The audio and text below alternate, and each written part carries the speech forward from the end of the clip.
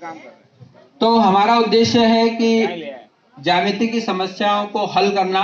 ज्यामिति से रिलेटेड हमारे पास कई सारी समस्याएं आती है। मान लो हमें स्कूल में पेंटिंग करवाना है और पेंटर ने बोल दिया है मैं 5 रुपए स्क्वायर मीटर लूंगा, तो हमारे स्कूल का हमको एरिया मालूम होना चाहिए कि कितना एरिया है। तो ये बड़ी लेवल की बात है, हम शिक्षकों हम भी नहीं कई बार कैलकुलेट कर पाते हैं, लेकिन जैसा मैंने कहा कि हमें अपनी ओर से पूरा देना है। तो ज्यामिति की समस्याओं को हल करना, हमारे आसपास की वस्तुओं को पहचान कर परिभाषित श्रेणी में रखना। जैसे एक पेड़ होता है, पेड़ में तना है, पानी का टैंक है और पाइप है, ये सब चीजें एक समान दिखती है, तो हम इनको परिभाषित रूप से क्या कह सकते हैं, इनको हम बेलन कह सकते हैं। तो हमारे आसपास की वस्तुओं को देखना, आइडेंटिफाई करना, उनको पहचानना कि उसमें वास्तव में जो गणित है, हिंदी है, विज्ञान है, ये सब कुछ प्रकृति से बना हुआ है, लेकिन अभी किताबों में आ गया है और हम बच्चों को किताबें पढ़ाकर सिखा रहे हैं, जबकि जो पुराना गणित बना हुआ है वो प्रकृति से पुस्तकों में आया है और अब हम उल्टा चला रहे हैं, पुस्तकों से प्रकृति में जा रहे हैं। तो मेरा ऐसा मानना है कि सबसे पहले सभी लोग यही कह के गए हैं कि वास्तविक जीवन से, दैनिक दिनचर्या से हमको जोड़ना है, तो उन्हें बच्चों को घुमा फिरा लो, अपने आसपास के माहौल में उनको बता दो कि ये चीजें ऐसे एक जैसी दिखती है, इसलिए इनको बेलन कहा जाता है। ईंट को दिखा दिया, पासा दिखा दिया, ये इनका आकार एक जैसा है, तो एक को घनाभ कह दिया, एक को घन कह दिया। इस तरह से हमारे आसपास की वस्तुओं को आइडेंटिफाई करना, द्विविमीय और त्रिविमीय में आकृतियों को 2D और 3D को आइडेंटिफाई करना। उसके साथ साथ ही आकृतियों के बारे में मूलभूत जब जानकारी हो जाएगी, तो जैसे हमने अभी ज्यामिति की समस्याओं के बारे में बात करी है, उन्हें भी वो हल करना धीरे धीरे सीख जाएंगे। यदि एक बच्चा पानी भर कर ला रहा है या बाजार से कोई सामान ले रहा है तो वो कितने में आएगा, इस तरह की समस्याओं को हल करना सीख जाएंगे और दैनिक जीवन से भी उसे जोड़ा जा सकता है। अब इन समस्याओं को हल करने के लिए हमारे पास कई सारी चुनौतियां आती है। सुबह से लेकर हम यहाँ पर बैठे हुए हैं, तो कई सारे हमारे अधिकारीगण, शिक्षकगण सब बता चुके हमारे पास बहुत सारी चुनौतियां हैं, लेकिन हम यहाँ विषय की बात करते हैं। विषय की चुनौतियों में सबसे मेन है कि बच्चों को आकृतियां याद नहीं रहती है, कौन त्रिभुज है, कौन चतुर्भुज है, कहाँ घन है, कहाँ घनाभ है, कौन बेलन है, कौन शंकु है, ये बच्चे याद करने के लिए उनको बड़ा डिफिकल्ट होता है। चित्रों को देखकर कई बार समलंब चतुर्भुज, समांतर चतुर्भुज क्या होता है, समबाहु चतुर्भुज, विषमबाहु चतुर्भुज कैसे बनते हैं, ये समझ पाना उनके लिए मुश्किल होता है। तो ये चुनौतियां हमारे पास थी। इन चुनौतियों को हमारे द्वारा जो प्रयास किए गए, जैसे अभी जस्ट मैंने बोला कि बहुत से टीचर्स, मैं प्राइवेट में था तो मैंने यही सीखा था कि वहां पर स्टूडेंट्स कंटिन्यू थे, डेली हम पढ़ाते थे, 6 से 8 पीरियड उनको भी पढ़ना ही पढ़ना था। तो ऐसे टीएलएम की ज्यादा आवश्यकता लगती नहीं थी, है ना। आप में से कई लोग ये भी बोले कि सर वहां तो ज्यादा टीएलएम बनते हैं। हाँ, लेकिन कब बनते हैं, जब एग्जीबिशन होता है, जब प्रदर्शनी होती है, जब एनुअल फंक्शन होता है, उस समय टीचर्स बोल देते हैं कि बच्चों आपको इस पर प्रोजेक्ट बनाकर लाना है, और बच्चा खुद बनाकर लाता है। सिर्फ टीचर उसमें थोड़ा सा गाइड करते, उसको एग्जिबिट कर दिया जाता है ना। बाकी जो साल भर पढ़ाई होती है उसमें ज्यादातर थ्योरी होती है, लेकिन फिर भी बच्चा सीखता है, अच्छे से अपने आप को रिप्रेजेंट कर पाता है ना। तो निरंतरता सबसे बड़ी चीज है जो कि हमारे शासकीय विद्यालयों में कमी है, क्योंकि जो बच्चे हमारे पास आ रहे हैं वो रेगुलर नहीं है ना। जब बच्चा यदि कुछ रेगुलर आने की कोशिश करता है तो टीचर इरेगुलर हो जाते हैं, टीचर भी रेगुलर है लेकिन उनके पास वर्कलोड ज्यादा है, तो वो समस्या आ जाती है। तो ये कमी हमारे पास रही है। टीएलएम एक ऐसा साधन है जो इन सभी चीजों की कमी को पूरा करता है। मतलब यदि हम एक अवधारणा को 1 महीने तक थ्योरी के माध्यम से समझा रहे हैं, उसी अवधारणा को टीएलएम के माध्यम से 1 दिन में समझाया जा सकता है।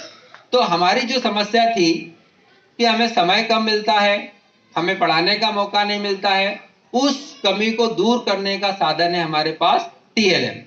क्योंकि बच्चे भी कम समय आ रहे हैं, टीचर्स को भी इतना टाइम नहीं मिल पा रहा है, तो जो टीएलएम में एक मजबूत कड़ी है इस कमी को दूर करने का। 2 चीजों से हम बच्चों की अवधारणाओं को बहुत स्पष्ट कर सकते हैं। या तो उनको निरंतर पढ़ाते रहे, कंटिन्यू पढ़ाते रहे, रिपीटेशन करवाते रहे, या हमें समय कम मिल रहा है तो हम उनको टीएलएम के माध्यम से समझाएं। क्योंकि टीएलएम जैसे उसमें कहा गया है कि आप यदि कोई सुन रहे हो तो उसका प्रभाव आप पे कम पड़ेगा, सुनने के साथ देख भी रहे हो तो उसका प्रभाव और ज्यादा पड़ेगा, सुन रहे हो, देख रहे हो और कर भी रहे हो तो वो और ज्यादा इफेक्टिव हो जाएगा। मतलब आपके जितने सेंस ऑर्गन्स एक्टिव मोड में रहेंगे, आपके पास में वो चीजें उतने लंबे समय तक स्थायी बनी रहेगी। ठीक है, जैसे कि हम साइकिल चलाते हैं तो हमारे आंख, कान, हाथ, सारे ऑर्गन्स एक साथ एक्टिव रहते हैं। यदि हमने बचपन में 1-2 बार साइकिल चला ली है, सीख गए हैं, तो उसको जिंदगी भर याद रखते हैं। तो यहां पर भी वही चीज टीएलएम काम करता है कि बच्चा उसमें देखता भी है, सुनता भी है, कई बार वो खुद से बनाता भी है। तो टीएलएम एक बहुत ही अच्छी चीज है हमारी जो कमी हो रही है उसको दूर करने का। Next Lalit sir, next. तो अब हम टीएलएम की ही बात करते हैं। मेरे पास एक छोटा सा, मैम प्लीज, मेरे पास एक छोटा सा ये फ्लो चार्ट है। मेरे पास एक छोटा सा फ्लो चार्ट है। इस फ्लो चार्ट में मैंने कक्षा 6 से लेकर 8 तक ज्यामिति में जो बेसिक चीजें होती है उनको समझाने की कोशिश की है। ये फ्लो चार्ट आप यहाँ बोर्ड पे भी देख सकते हैं, है ना। ये बहुत सरल है। हम 6 क्लास में, 7 क्लास में, 8th क्लास में, 6 क्लास में हम आधारभूत संरचनाएं समझाते हैं, 7th में त्रिभुज हम समझाते हैं, 8th में चतुर्भुज समझाते हैं। तो बच्चा इन सभी चीजों को अलग अलग समझता है। लेकिन मैंने अभी जैसे आपको बोला कि ये सब दे दो एक बार में, कोई दिक्कत नहीं, जिसको जितना समझ में आएगा वो ले लेगा। तो हमें शुरुआत करनी है सबसे पहले वक्र से, है ना। हमने ये बताना है कि ये राह बनाते शिक्षक लिखा हुआ ये भी वक्र है, ये भी वक्र है। आपने आपका नाम लिखा है, कोई डॉट लगाया है, कोई आड़ी तिरछी रेखा बनाई है, किसी भी प्रकार की स्क्रैम्बलिंग करिए, चित्रा है, ये सब कुछ वक्र है। सारा का सारा वक्र की श्रेणी में आता है। वक्र को फिर हम ब्रॉडली 2 भागों में बांट सकते हैं, खुला वक्र और बंद वक्र। Request to all the teachers, please यदि ये नहीं दिख रहा हो तो ध्यान से सुन ले, सुनने से भी बहुत सारा चीजें क्लियर हो जाएगी। कोई दिक्कत नहीं, ठीक है मैम, ओके। ये यहाँ से भी क्लियर हो जाएगी सुनने से, क्योंकि आप सब भी पढ़े लिखे हैं, समझदार हैं, सबको सब कुछ आता है। लेकिन हमको ये चीज डिलीवर करना है बच्चों के सामने। एक बार में 6 से 8th क्लास का कॉन्सेप्ट क्लियर होता है। वक्र है, सब कुछ वक्र है। हमने ज्यामिति में जो कुछ भी लिखा वो सब वक्र की श्रेणी में आ जाता है। वक्र को 2 कैटेगरी में बांट सकते हैं, खुला वक्र और बंद वक्र। जिसका स्टार्टिंग पॉइंट और एंड पॉइंट सेम हो वो बंद वक्र है, और स्टार्टिंग एंड पॉइंट अलग अलग हो, खुला वक्र। फिर खुला वक्र हमारे लिए, हमारी इस श्रेणी में निरंतर अध्ययन में ज्यादा वर्कफुल नहीं है। हम बंद वक्र की बात करेंगे। यदि सीधी रेखाओं से कोई वक्र बना हुआ है तो बहुभुज आ जाएगा, और यदि उसमें रेखाएं घुमावदार है तो बहुभुज नहीं है। बहुभुज नहीं वाले को छोड़ दो, वो हमारे ज्यादा काम का नहीं है। अब हम बहुभुज की बात करते हैं। बहुभुज मतलब जिसमें बहुत सारी भुजाएं। लेकिन ये चीज भी हमको बताना है कि 2 से कम भुजाओं से बहुभुज नहीं बनता। 3 भुजाओं को हमने बता दिया, त्रिभुज, चतुर्भुज, पंचभुज, षटभुज, सप्तभुज, अष्टभुज, नवभुज, 10 भुज, n भुज। बच्चा फिर पूछ लेता है, सर ये आपने 10 भुज तक बताया, उसके बाद सीधा n बता दिया, तो आगे 11, 12, 13 को भी नाम है? हाँ है नाम, लेकिन हमें नहीं याद है ना। प्राइवेट पब्लिशर्स की बुक पे दे रखा है, 20 तक के नाम दे रखे उन्होंने, लेकिन हम हार्डली 10 तक के याद कर पाते हैं। उसको 20 तक याद कर लेंगे तो बच्चा इंप्रेस होगा। आपके पास जितना नॉलेज है, जितना डिलीवर करोगे, उतना बच्चा इंप्रेस होता जाएगा। हम बच्चों को लाख या करोड़ तक समझाते हैं, लेकिन वो आगे तक भी जाता है। इकाई, दहाई, सैकड़ा, हजार, 10,000, लाख, 10 लाख, करोड़, 10 करोड़, अरब, 10 अरब, खरब, 10 खरब, शंख, 10 शंख, पद्म, 10 पद्म, नील, 10 नील, शांत अशांत। तो बस मुझे इतना ही आता था। यदि मैं इतना ही बता देता हूं तो बच्चा, हाँ सर बहुत बहुत, बस इतनी बड़ी संख्या हमको नहीं आती। ठीक है। उसके बाद हमने त्रिभुज की बात करी। त्रिभुज को एक्सप्लेन करा कि भैया त्रिभुज को हम 2 भागों में बांट सकते हैं, उनकी भुजाओं के आधार पर और उनके कोणों के आधार। उसको हमने बता दिया कि यदि तीनों भुजाएं अलग अलग है तो विषम बाहु, 2 भुजाएं समान है तो समद्विबाहु, और तीनों भुजाएं समान है तो समबाहु त्रिभुज। उसके बाद में उसकी पर्टिकुलर क्लास में आपको ये चीजें डिलीवर करना है। जैसे क्लास 7 में त्रिभुज की बहुत सारी चीजें बताई गई है, तो वो आपको वहां पर बताना है। लेकिन ये फ्लो चार्ट जब एक बार बन जाएगा, क्लास 6, 7, 8 तीनों इस पर वर्क करते रहेंगे। हम ये फ्लो चार्ट को अपनी लाइब्रेरी में या क्लासरूम में, कॉरिडोर में, कहीं पर भी अरेंज कर सकते हैं। रिपीट करना बहुत जरूरी है।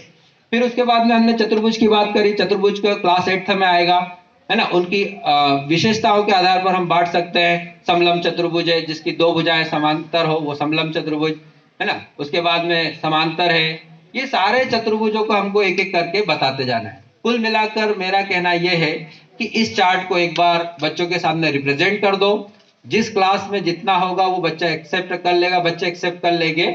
और नहीं तो फिर हमको 7th class, 8th class, 9th class मतलब कुल मिलाकर उनका एक बार में ज्यामिति वाला कॉन्सेप्ट क्लियर हो जाएगा। इससे रिलेटेड एक छोटा सा वीडियो बच्चों का है। त्रिकोण ज्योमेट्री बॉक्स हम कई बार यूज करते हैं, लेकिन ज्योमेट्री बॉक्स के जो पार्ट्स है, जो चीजें है उसमें, वो बच्चों को मालूम नहीं रहते कि वो क्या क्या चीजें है। तो ये हमने उनको बताया था। इसका छोटा स्टार्ट। यह एक डिवाइडर है, इसकी सहायता से रेखाखंड की तुलना की जाती है। यह एक स्केल है, इसकी सहायता से रेखाखंडों को मापा जाता है। यह एक धन है, इसकी सहायता से कोणों को मापा जाता है। यह एक त्रिभुज है, इसकी मदद से बनाया जाती है। आंसर मध्यांतर 45। यह एक त्रिभुज है, इसकी मदद से कोणों बनाए जाते हैं। 30 अंश 60 अंश का कोण बनाया जाता है। यह एक प्रकाश है, इसकी सहायता से वृत्त बनाते हैं। ये ज्योमेट्री बॉक्स के जो पार्ट्स होते हैं वो बच्चों को कई बार मालूम नहीं रहते। उसका कारण क्या हो सकता है? कोई बताएगा कि जो ज्योमेट्री बॉक्स में दो ट्राइंगल रहते हैं उसका कंबाइंड नेम क्या है? Yes ma'am. Set square. Set square, बिल्कुल सही बोला। तो मेरे ख्याल से गणित के यहाँ पे एक या दो नहीं, ज्यादा शिक्षक होना चाहिए, सबके हाथ खड़े होने चाहिए था।